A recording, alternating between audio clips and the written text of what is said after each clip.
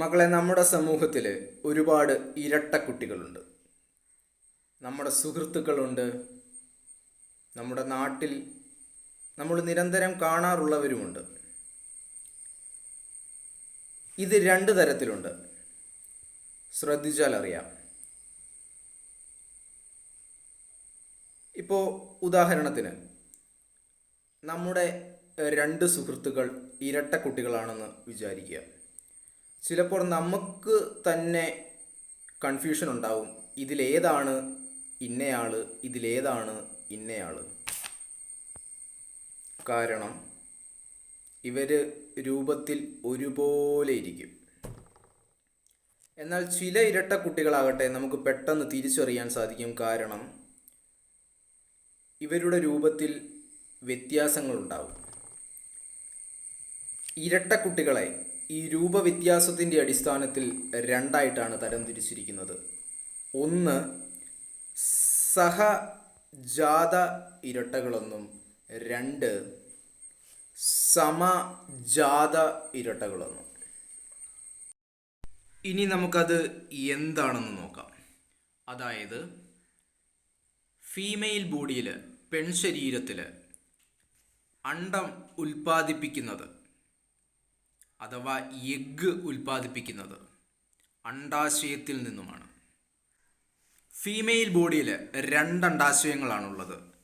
ഈ വശത്തൊന്ന്, ഈ വശത്തൊന്ന്.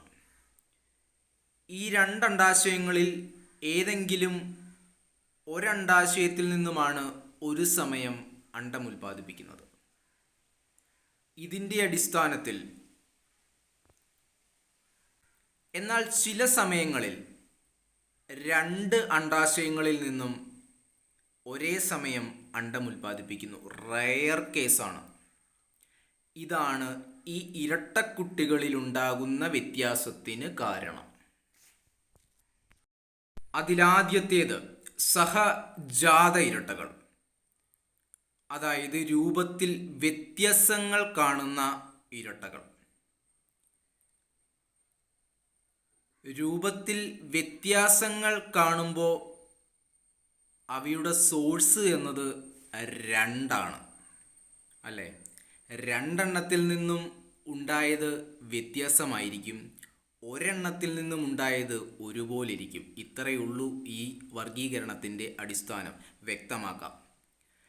രണ്ട് എഗ്ഗ് രൂപപ്പെട്ട്, രണ്ട് അണ്ഡാശയങ്ങളിൽ നിന്നും രണ്ട് എഗ്ഗ് രൂപപ്പെട്ട്, റെയർ കേസ്, രണ്ട് എഗ്ഗ് രൂപപ്പെട്ട് അത് ബീജസങ്കലനം നടന്ന് രണ്ട് കുട്ടികൾ ഉണ്ടാകുന്നു. അവ വ്യത്യാസപ്പെടും. കാരണം രണ്ട് എഗ്ഗിൻ്റെയും സ്വഭാവ ഗുണ സവിശേഷതകൾ വ്യത്യാസമാണ്. സഹജാത ഇരട്ടകൾ വ്യത്യാസപ്പെട്ടിരിക്കുന്നു.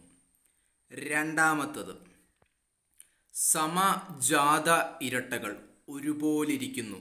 അത് പഠിച്ചു കഴിഞ്ഞാൽ പിന്നെ ഇത് പഠിക്കാൻ ഒരുപാടുമില്ല. ഒരണ്ഡാശയത്തിൽ നിന്നും ഒരണ്ഡം രൂപീകരിച്ച് അത് വേർതിരിയുന്നു. അതായത് പകുതിക്ക് വെച്ച് മുറിഞ്ഞ് രണ്ടാകുന്നു. ഈ രണ്ടെണ്ണത്തിൽ നിന്നും ബീജസങ്കലനം നടന്ന് അവ രണ്ട് കുട്ടികളായി മാറുന്നു. അതായത് ഒരെഗ്ഗിൽ നിന്നുമാണ് ഈ രണ്ട് കുട്ടികളും ഉണ്ടായത്. കാരണം ഈ ഒരു ഒറ്റ എഗ്ഗാണ് മുറിഞ്ഞ് രണ്ടായത്. അപ്പോൾ അതിൻ്റെ സ്വഭാവ ഗുണസവിശേഷതകളെല്ലാം തന്നെ ഒരുപോലെ ഇരിക്കും. അപ്പോൾ അവർ ഒരുപോലെ രൂപത്തിൽ കാണപ്പെടുന്നു. ഇതാണ് ഇരട്ടക്കുട്ടികളിലുണ്ടാകുന്ന ഈ രൂപവ്യത്യാസ വർഗീകരണത്തിൻ്റെ അടിസ്ഥാനം. കഴിഞ്ഞു.